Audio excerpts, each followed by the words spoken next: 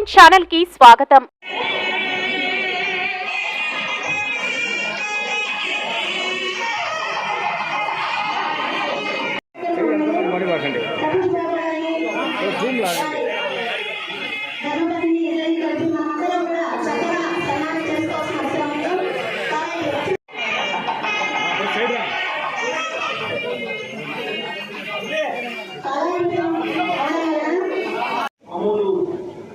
సతీష్ బాబు గారికి ఇచ్చేసిన మీ అందరికీ నా హృదయపూర్వక నమస్కారం.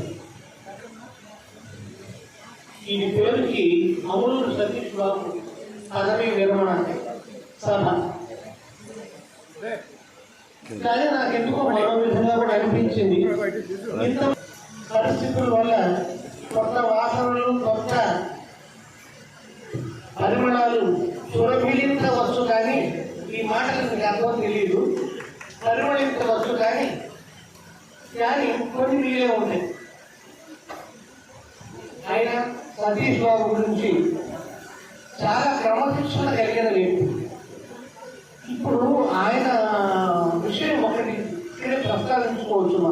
మాకు ఇచ్చిన గిఫ్ట్ పుస్తకం లాంటిది. పుస్తకం తెలిస్తే అది ఎలా పెట్టి లాంటిది. దాన్ని పెట్టి చూస్తే పుస్తకం అందులో సమస్తంగా ఉన్న మరి కూడా మనం కనపడతాం, కానీ మా ఖాళీనే ఇచ్చేయలేదు. మాకు ఏదన్నా ఉంటే అక్కడ పెట్టుకోవచ్చు.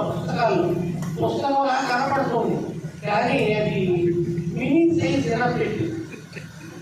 ఇది చూస్తే ఏమనిపిస్తుందంటే సతీష్ బాబు గారు పుస్తకం మీద, సమస్తం మీద ఎంత వారికి అభిరుచి ఉందనో మనం అనుకోవచ్చు. వారు చాలా క్రమశిక్షణ కలిగిన వ్యక్తి, దానికి సందేహం లేదు. ఆయన దగ్గర లెక్కలు రాశారంటే ప్రపంచంలో ఎవరు రాయలేదు. ఒక ప్రత్యేకమైన విషయం ఎమ్మెల్యే గారు కూడా గమనించారు. ఆయన ఉద్యోగంలో చేరినప్పటి నుంచి ఉద్యోగ విరమణ చేసే వరకు అకౌంట్ ఉంది ఆయన దగ్గర.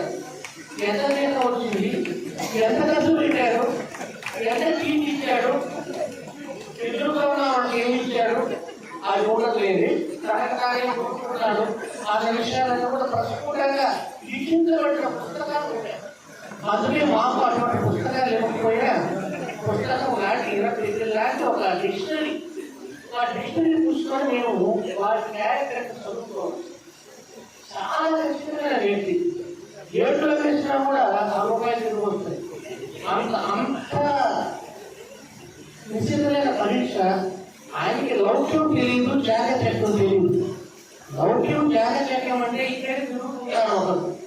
వారు కూడా త్వరలో రిటైర్ కావబోతున్నారు. నేను విన్నాను. వారే ఏదో ప్రముఖ వ్యాపారవేత్త కొనుగోలు చూడమని గారు అంటారు. వారు కూడా 30 వాళ్ళు రిటైర్ అవుతున్నారట. నేను మాత్రం రాలేదండి, ఎందుకంటే మమ్మల్ని బ్రతకనేవాడు. కొన్ని వేల మంది వస్తారు, మేమేం వాళ్ళలో చూసుకోగలుగుతాం.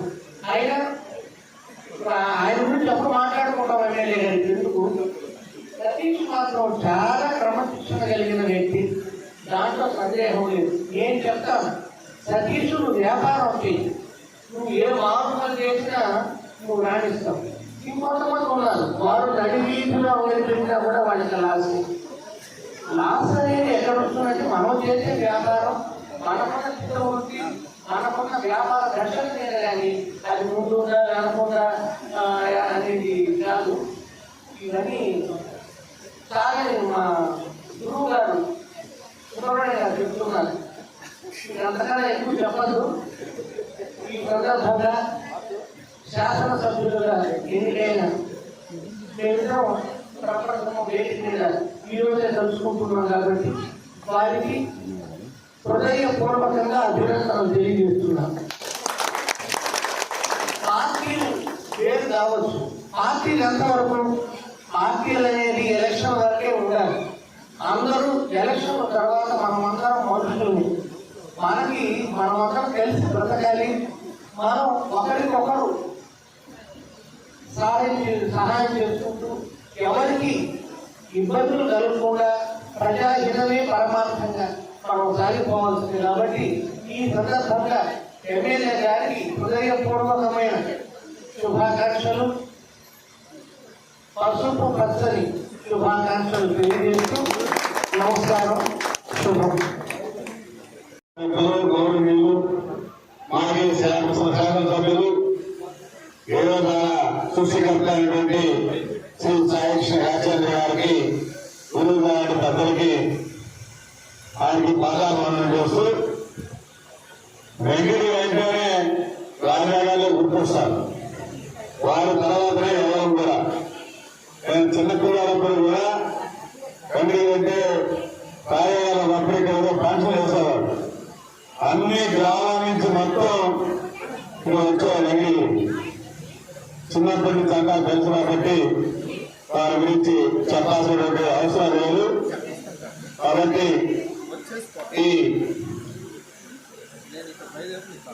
అనుదూరు సతీష్ పదవిహీనమైన కార్యక్రమం ఇచ్చినటువంటి సోదరి సోదరు మన అందరూ కూడా పత్రికా అందరూ కూడా పేరు పేరు నమస్కారం తెలియజేస్తూ ఆయనకి ఆ భగవంతుడు మంచి ఆయుర ఆరోగ్యాలు ఇవ్వాలి, ఇంకా మంచి సలహాలు ఇటలేనంత ముసలి పాటలే. ఇప్పుడు 60 సంవత్సరాలకి ముసలి కాదు, ఒకప్పుడు ముసలి అనేవాళ్ళు, ఇప్పుడు 70 సంవత్సరాలు కాదే ముసలి వాళ్ళు అనేదానికి లేదు.